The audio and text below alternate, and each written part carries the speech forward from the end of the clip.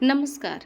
आइए बच्चों, आज हम लोग पढ़ेंगे मणिका भाग 1 का अध्याय दूसरा पाथेयम। पाथेयम का अर्थ होता है रास्ते के लिए भोजन या जो भी वस्तुएं हमें हमारे लिए हितकारी हों उन्हें हम पाथेय कहते हैं। पथ मतलब रास्ता, और पथ के लिए जो हम ग्रहण करने के लिए लेते हैं वो हम क्या कहते उसे हम क्या कहते हैं? पाथेयम। आइए पाठ का अध्ययन करते हैं। सोत्साहानां नास्ति असाध्यं नराणां मार्गारब्धा सर्वयत्नाः फलन्ति।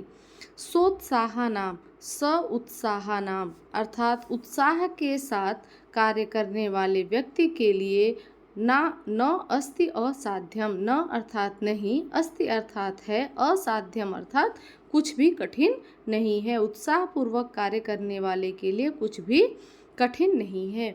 मार्गारब्धा सर्वयत्नाः फलन्ति। अगर मार्ग सही हो, सही दिशा में कार्य किया जा रहा हो तो सर्वयत्नाः फलन्ति, सभी जो यत्न होती है, कोशिश होते हैं, वो फलन्ति फल देते हैं, अर्थात हमें सफलता अवश्य मिलती है। आइए पाठ को पढ़ते हैं। तो दो मित्र हैं, दोनों आपस में बात कर रहे हैं। संवाद से इस पाठ का आरंभ होता है। विवेक कहता है ऐ विशाल नमस्ते आगच्छ उपविश। विवेक कहता है अरे विशाल नमस्ते, आओ उपविश बैठो। विशाल कहता है नमस्ते विवेक उपविशामि, परंतु त्वं तु कुत्रापि गन्तुम् उद्यतः इव प्रतीयसे। विशाल कहता है नमस्ते विवेक उपविशामि, बैठ रहा हूँ, परंतु लेकिन त्वं तु कुत्रापि, तुम तो कहीं भी, गन्तुम उद्यत इव प्रतीयसे, तुम कहीं जाने के लिए उद्यत प्रतीत हो रहे हो, जाने के लिए इच्छुक लग रहे हो कि तुम कहीं जा रहे हो। विवेक कहता है आम मम मातुलः युद्ध क्षेत्रात् प्रतिनिवृत्तः अहम तो द्रष्टुम गच्छामि। विवेक कहता हाँ, मेरे मामा युद्ध क्षेत्र से प्रतिनिवृत्तः लौट आए हैं, अहम तो द्रष्टुम गच्छामि, मैं उनको देखने के लिए जा रहा हूँ। यहाँ पर देखिए युद्ध क्षेत्रात्, यहाँ पर पंचमी विभक्ति है, द्रष्टुम में तुमुन प्रत्यय है, देखने के लिए। तुमुन प्रत्यय हमेशा किस अर्थ में लगता है? के लिए अर्थ में लगता है। विशाल कहता है अहो धन्य तव मातुलः यह एवं देश सेवायां संलग्नः। अरे धन्य है तुम्हारे मामा जो इस प्रकार देश सेवा में संलग्न है। अत्र स्यूते किम एतत् नयसि, यहाँ इस थैले में क्या लेकर जा रहे हो? विवेक कहता है स्यूते पाथेयम अस्ति, इस थैले में पाथेयम अस्ति, पाथेयम अर्थात रास्ते के लिए कुछ खाने पीने के लिए है। विशालः पाथेयम किम भवति, पाथेय क्या होता है? विवेक कहता है विहस्य, मुस्कुरा करके कहता है शृणु पथि हितकरम पाथेयम भवति। पथि अर्थात रास्ते में, हितकरम जो हितकर होता है वह पाथेय होता है। भोजन, पानी या कुछ सीखने के लिए ज्ञानवर्धक चीज़ें, ये सब क्या है? पाथेय हैं, अर्थात जो भी रास्ते में हमारे ग्रहण करने के लिए हितकर हो वह पाथेय कहलाता है। अतः स्यूते कानिचित् फलानि अथ च ज्ञानवर्धनाय द्वित्राणि पुस्तकानि अपि सन्ति। कह रहा है इसलिए इस थैले में कुछ फल हैं और ज्ञानवर्धन के लिए 2-3 पुस्तकें भी हैं। विशाल कहता है इदानीं ज्ञातम, अब पता चला, अतएव अस्माकं मणिका पाठ्यपुस्तके पाथेयम इति पाठे सुभाषितानि सन्ति। कह रहा है विशाल कि अच्छा अब पता चला, इसीलिए हमारी मणिका पाठ्यपुस्तक में पाथेयम इति पाठे सुभाषितानि सन्ति, हमारी पाठ्यपुस्तक मणिका में पाथेयम यह पाठ भी है जिसमें सुभाषितानि है। और सुभाषितानि क्या होते हैं? सुभाषितानि का अर्थ है सुंदर वचन, जो हमें पूरे जीवन काम में आते हैं, या पूरे जीवन हमें उससे कुछ न कुछ सीखने को मिलता है। वह सुभाषितानि हमारा मार्गदर्शन करते हैं, इसीलिए यह पाथेय है। इसीलिए इस पाठ का नाम भी क्या है? पाथेयम। विवेकः ननु सुभाषितानि एव अस्माकं जीवने मार्गदर्शनं कुर्वन्ति। निश्चय ही यह सुभाषितानि हमारे जीवन में मार्गदर्शन करेंगे। विशालः शुभाय भवतु ते पाथेयम्। विशाल कहता है यह पाथेय तुम्हारे लिए शुभ कर हो।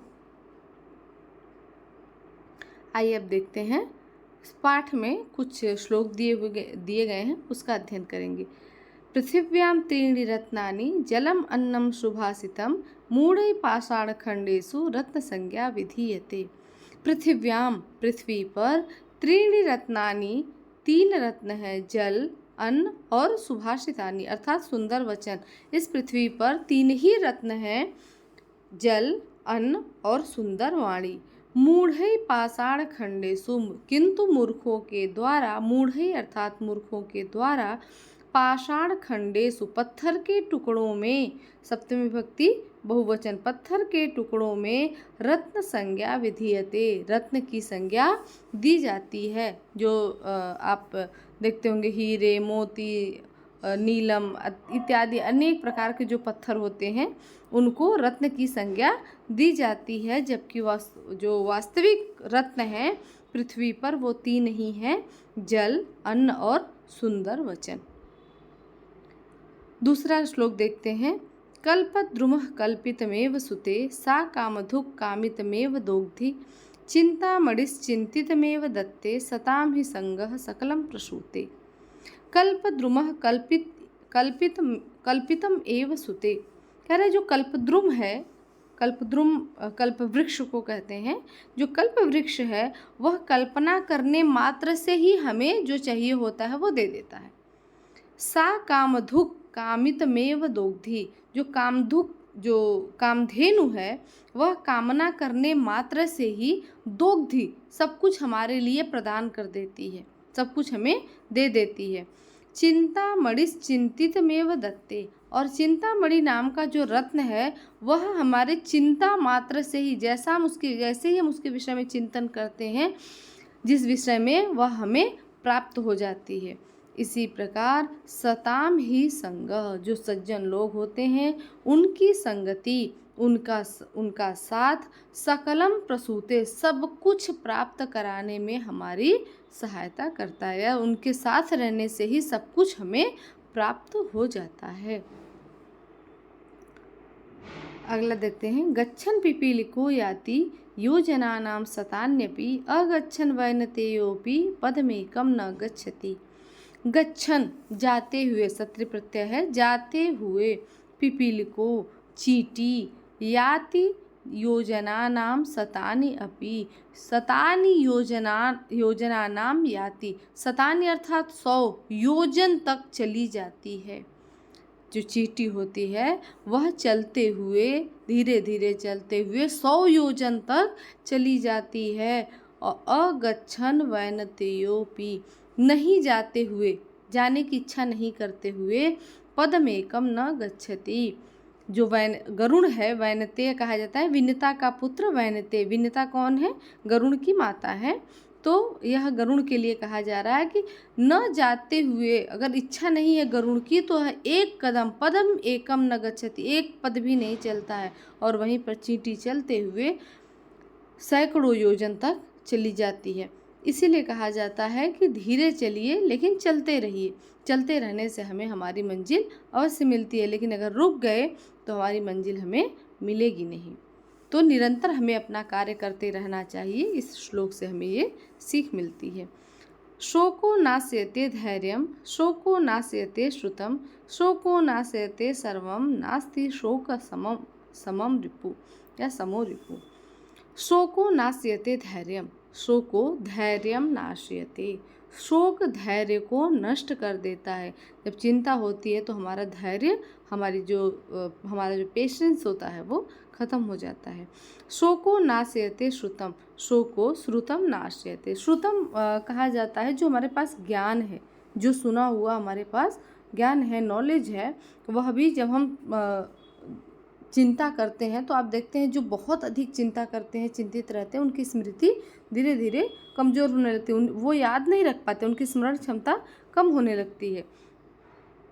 तो शोक जो है, चिंता, वो हमारे ज्ञान को भी नष्ट कर देता है।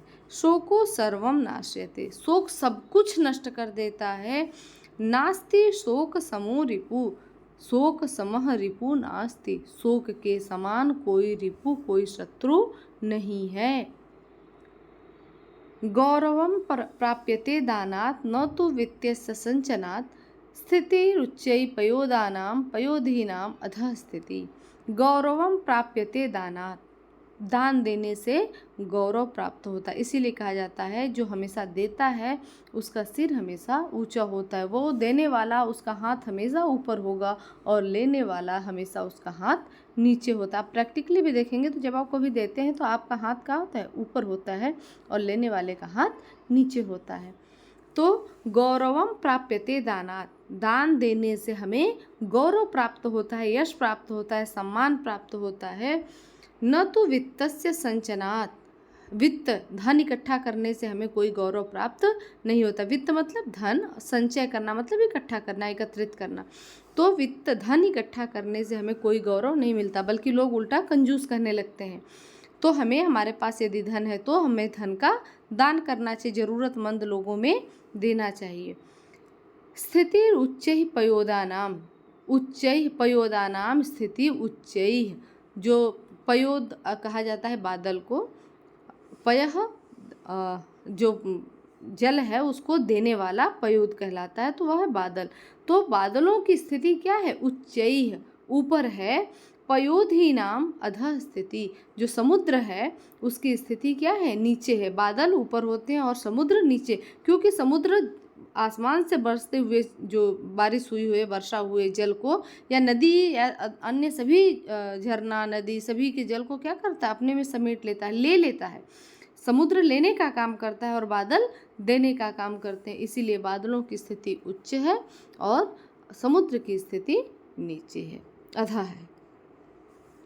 सद्भिस्तु लीलया प्रोक्तम शिला लिखितम अक्षरम, असद्भि सपथेनापि जले लिखितम अक्षरम। कह रहे सद्भि, सज्जनों के द्वारा, अच्छे लोगों के द्वारा, लीलया प्रोक्तम, ऐसे मजाक मजाक में भी कह दिया गया, ऐसे ही बात बात में कह दिया गया शब्द भी शिला लिखितम अक्षरम, शिला पर लिखे हुए अक्षर के समान होता है। यदि कोई सज्जन व्यक्ति, इसीलिए कहा जाता है ना कि शत्रुता, मित्रता भी करो तो सज्जनों के साथ, अगर दुश्मनी भी हो तो सज्जनों के साथ, क्योंकि अगर उनके साथ शत्रुता भी होगी ना, जो सज्जन लोग होते हैं उनके साथ अगर आप वो आपके शत्रु भी हैं तो भी वह एक संगठित वाणी बोलेंगे, एक नपी तुल्य भाषा में बोलेंगे, कभी असभ्य नहीं बोलेंगे, कभी अशब्द नहीं बोलेंगे। इसीलिए हमें हमेशा मित्रता हो चाहे शत्रुता हो, सज्जन लोगों के साथ ही करनी चाहिए। तो कह रहे सद्भि तू, सद्भि अर्थात सज्जनों के द्वारा, लीलया प्रोक्तम, बातों बातों में ही, मजाक में भी कहा गया शब्द शिला लिखित अक्षर के समान होता है, पत्थर पर लिखे हुए शब्द के समान होता है।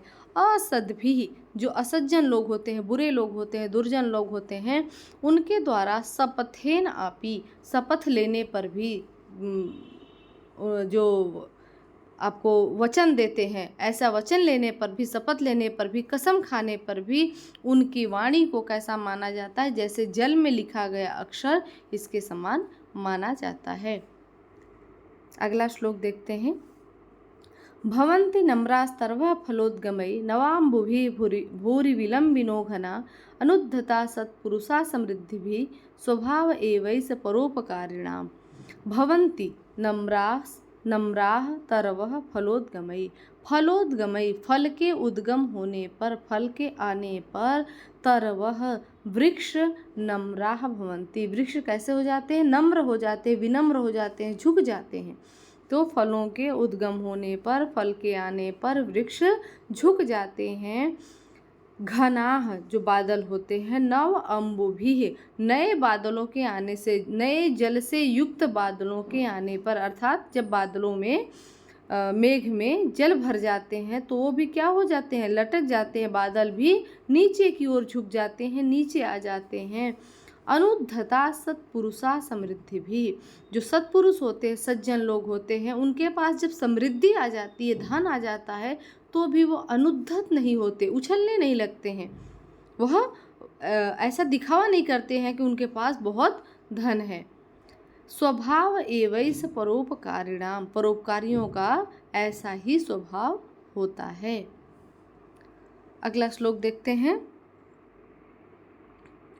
काष्ठाद् अग्निर्जायते मथ्यमानात् भूमिस्तोयं खन्यमानाक ददाति सोत्साहानां नास्ति असाध्य नराणां मार्गारब्धा सर्वयत्नाः फलन्ति। काष्ठात् अग्नि जायते, काष्ठ से, लकड़ी से अग्नि उत्पन्न होती है। कैसे? मथ्यमानात्, मथने से, दो लकड़ियों को रगड़ने से अग्नि उत्पन्न होती है। मथ्य, मथना मतलब रगड़ना। किसको? काष्ठात्, अग्नि को रगड़ने से, लकड़ी को रगड़ने से अग्नि जायते, अग्नि उत्पन्न होती है। भूमिस्तोयम खन्यमाना ददाति, भूमि को, मिट्टी को, जमीन को लगातार एक ही दिशा में खोदने से तोयम ददाती, जल निकलता है। अब जैसे कुआं या जो ये हम नल वगैरह होता है, या जो घर में अपने बोरिंग वगैरह होती है, उसमें भी देखते हैं ना, वो खुदाई होने के बाद उसमें से ही तो जल निकलता है भूमि से। तो लगातार एक दिशा में खुदाई करने से भूमि से भी जल निकलता है। उसी प्रकार सोत्साहानाम, उत्साहपूर्वक, जो नराणाम, जो व्यक्ति हैं, उनको उत्साहपूर्वक कार्य करने से कोई भी कार्य न अस्ति असाध्यम, असाध्य नहीं है। ऐसा नहीं है कि वो पूरा नहीं किया जा सकता। अगर कोई व्यक्ति उत्साहपूर्वक किसी कार्य को करे तो कोई भी कार्य संसार में असंभव नहीं है, हर कार्य हम कर सकते हैं। मार्गारब्धा सर्वयत्नाः फलन्ति। मार्गारब्धा, मार्ग में आने, जो भी आपने निश्चय किया है, सर्वयत्नाः फलन्ति, आप यदि कोशिश करें, लगातार एक ही दिशा में कोशिश करें, तो आप सब कुछ प्राप्त कर सकते हैं।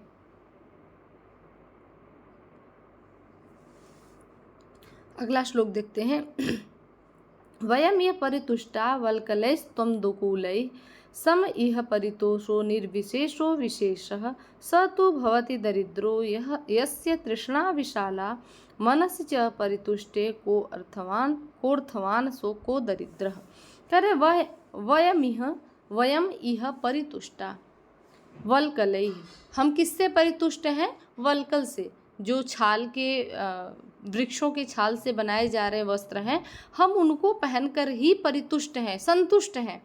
त्वं दुकूलै, और तुम रेशमी वस्त्रों से संतुष्ट हो। तो संतुष्ट होना चाहिए, चाहे वह वल्कल से हो और चाहे वह रेशमी वस्त्रों से हो। तो कह रहे तुम रेशमी वस्त्र पहन के खुश हो और हम वल्कल पहन के खुश हैं।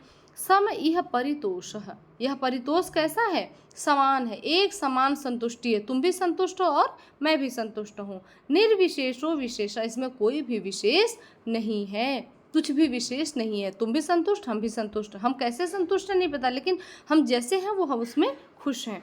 स तो भवति दरिद्रो यस्य तृष्णा विशाला, वह व्यक्ति दरिद्र होता है जिसकी तृष्णा, जिसका लालच बहुत बड़ा है। मनसि च परितुष्टे, मन के परितुष्ट होने पर, मन के संतुष्ट होने पर, को अर्थवान को दरिद्र, कौन अर्थवान है, कौन बहुत धनवान है और कौन दरिद्र है। अगर मन संतुष्ट है तो मेरे पास 10 रुपये है तो भी मैं संतुष्ट हूँ, और सामने वाले के पास 100 रुपये है वो तब भी संतुष्ट है। तो संतुष्टि हमारी कैसी है? एक जैसी है। अगर मेरी तृष्णा बहुत ज़्यादा है, मेरी लालसा बहुत ज़्यादा है, तो यह अंतर हो सकता है। लेकिन अगर हम संतुष्ट हैं, जितने हैं उतने में ही संतुष्ट हैं, तो कोई दरिद्र और कोई धनवान नहीं है।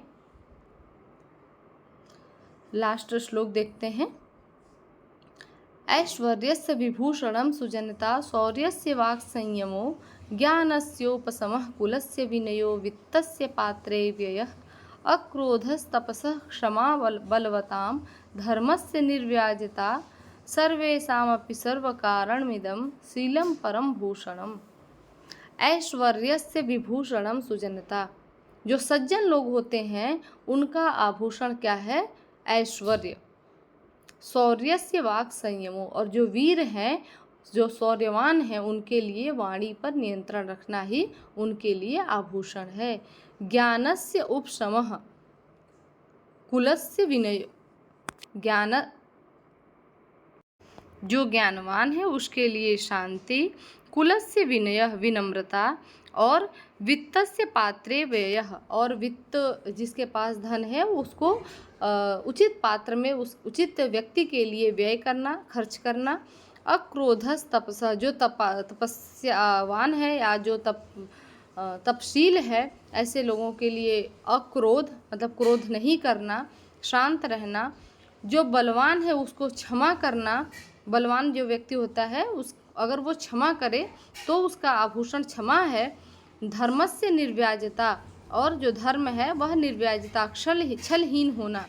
सर्वेषामपि सर्व कारणमिदं सभी के लिए शीलम परम भूषणम सभी के लिए यह आभूषण है, सभी का यह शील है। अगर यह किसी के अंदर कोई व्यक्ति अगर ऐश्वर्यशाली है तो उसको जो सज्जन है उसके लिए ऐश्वर्य, जो शौर्यवान है उसके लिए वाणी पर नियंत्रण रखना और जो ज्ञानवान है उसको शांत, उसके अंदर शांति।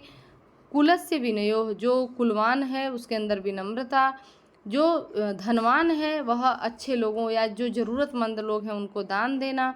जो तपशील है तपस्यावान है उसको उसके अंदर क्रोध नहीं होना चाहिए। यह सब क्या है, ऐसे लोगों के यह आभूषण है। जो बलवान है उसके अंदर क्षमा होना उसका आभूषण है।